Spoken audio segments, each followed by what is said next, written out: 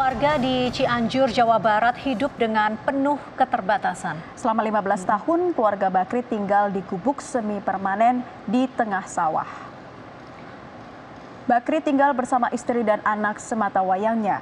Diketahui ketiganya pernah mendapat perawatan di Panti Sosial Aura Welas Asih di Sukabumi karena berstatus sebagai penyandang disabilitas mental. Setiap hari Bakri mencari rezeki sebagai pengemis.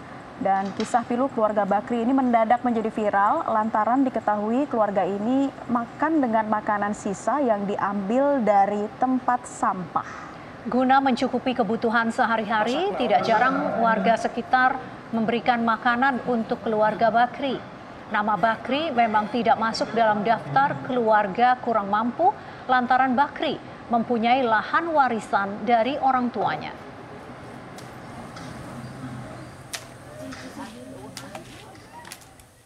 Kalau kayak ngomong bang, kita nggak cerita tadi kan asak-asak. Kondisi miris yang dialami keluarga Bakri mengetuk perhatian sejumlah pihak. Tidak hanya memberi bantuan berupa makanan, bahkan keluarga Bakri akan segera menempati rumah baru. Dan saat ini kita sudah tersambung dengan Kepala Desa Ramasari, ada Bapak Agus Sumarna, dan juga Mayor Infantri Suntoro, Kasdim 0608 Cianjur. Selamat siang, Pak Agus.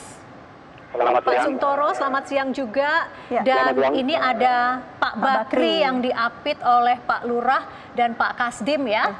Iya. Baik, Pak Lurah, saya ke Anda dulu. Pak Agus, Ya. sudah berapa lama Pak Bakri dan keluarga ini menjadi warga Desa Ramasari, Pak? Sudah 30 tahunan lebih karena dari Saguling, Bandung Barat pindah ke Desa Ramasari, Cianjur itu tahun 87. Baik, selama kurun waktu Anda menjabat, ya, apakah sudah pernah mendapat atau keluarga Pak Bakri ini menjadi perhatian Anda terkait kondisinya, Pak?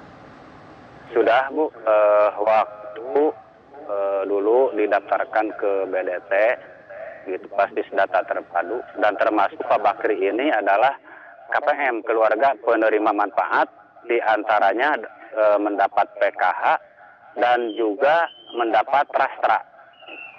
Oh baik, jadi mendapatkan bantuan sosial ya berupa keluarga penerima manfaat seperti itu Pak Agus. Tapi bisa Anda ceritakan kembali keseharian dari Pak Bakri ini seperti apa bersama dengan keluarganya, kemudian mencari nafkahnya ini seperti apa Pak? Apakah juga ada bantuan dari warga setempat Pak Agus?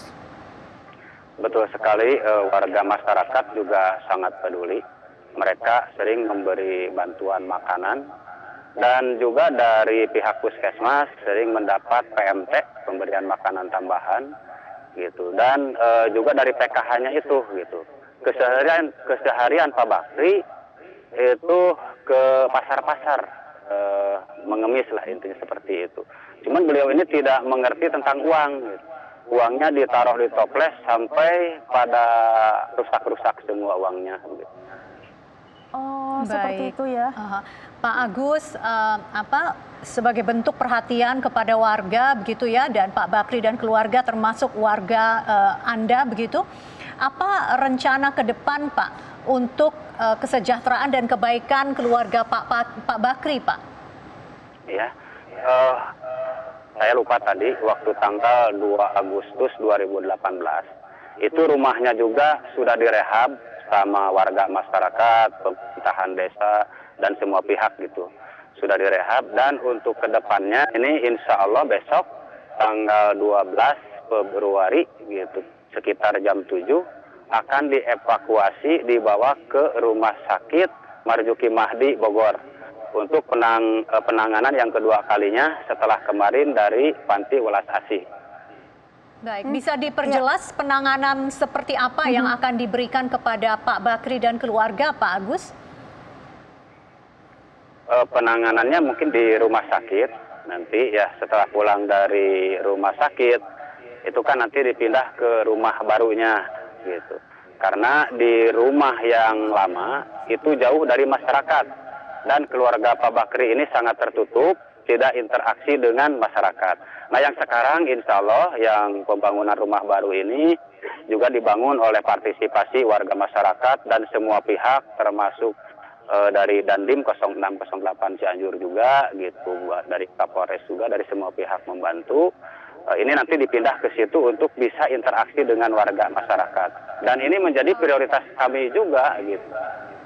Baik, selain juga tentunya bantuan dari para warga setempat, ada juga sukarelawan yang turut membantu dari keberlangsungan hidup Pak Bakri. Ini ada Pak Kasdim 0608, Pak Suntoro. Ini bagaimana Anda kemudian tergerak untuk membantu untuk memberikan sebuah rumah tinggal, merelokasi tinggalnya Pak Bakri dari tempat sebelumnya. Ini seperti apa ceritanya Pak Suntoro?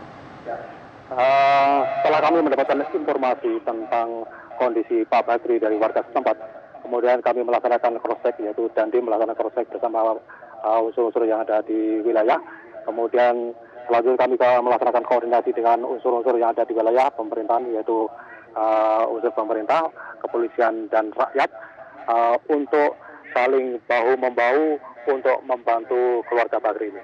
Kemudian ini adalah merupakan wujud kepedulian kami sebagai unsur TNI yang ada di kewilayahan, yaitu untuk membantu mengatasi kesulitan rakyat. Pak Suntoro, selain bantuan berupa rumah, mungkin ada bantuan lain yang diberikan kepada Pak Bakri, seperti apa nih Pak?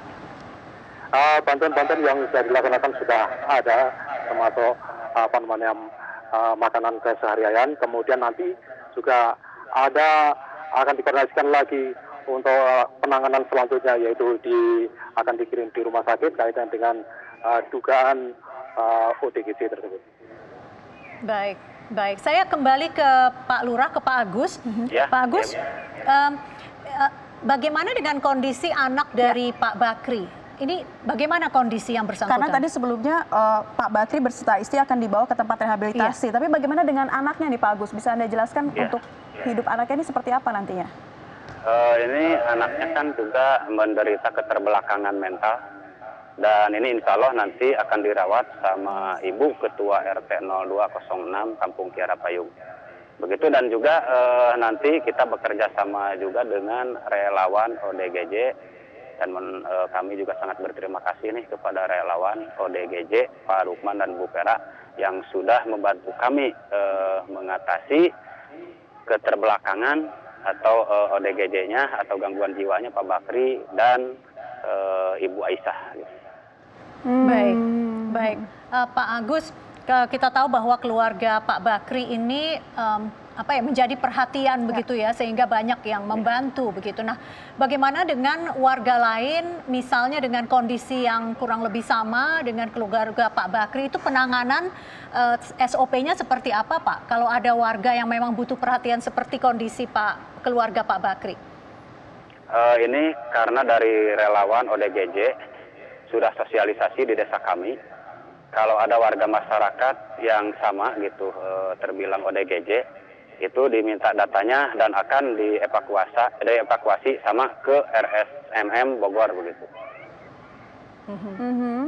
Dan kalau untuk kasus keluarga Pak Bakri ini, apakah sejauh ini Pak Agus sudah mengidentifikasi apakah ada keluarga jauhnya atau yang menjadi pihak yang bisa dimintai pertanggungjawaban atau bagaimana Pak? Ada, diantaranya ada anak kandungnya Ibu Aisyah, tapi yang bukan dari Pak Bakri. Sekarang namanya Pak Arif, sekarang juga ada di sini gitu. Dan juga ada lagi saudara atau ponakannya Pak Bakri yang dari Saguling yang kerjanya di Jakarta, yaitu Pak Jahid gitu. Mereka juga sudah kami koordinasikan.